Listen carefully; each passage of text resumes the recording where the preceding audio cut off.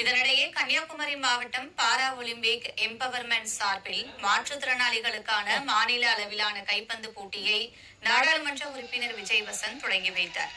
நாகர்கோவிலில் உள்ள கோணம் பகுதியில் நடைபெற்ற போட்டியில் கோவை, கன்னியாகுமரி, ராமநாதபுரம், மதுரை, நெல்லை, தூத்துக்குடி உள்ளிட்ட 16 மாவட்டங்களைச் சேர்ந்த 16 அணிகள் கலந்து கொண்டன.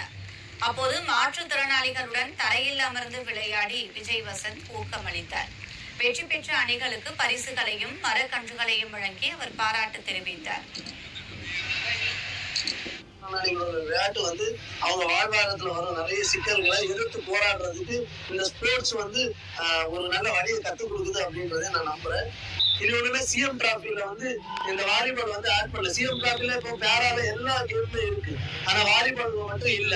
இந்த வாலிபால் சிஎம் டிராபில கொஞ்சம் இணைச்சு கொடுத்தா கொஞ்சம் உதவியா இருக்கும். அது எஸ்டிஐடியில இணைச்சாலோ இல்லைன்னா சிஎம் டிராபில இணைச்சாலோ எங்களுக்கான அங்கீகாரம் கிடைக்கும். ஏன்னா நம்ம வெறும் ஸ்போர்ட்டை வெறும் என்டர்டைன்மெண்டா பார்க்காம அதை ஒரு ஆன்மாவா எங்களுக்குள்ள செலுத்தி நாங்க ரசிச்சு ஆடுறோம். அப்ப எங்களுக்கான ஒரு அடையாளம் தேவை அப்படின்றத நான் சொல்லிக்கிறேன்.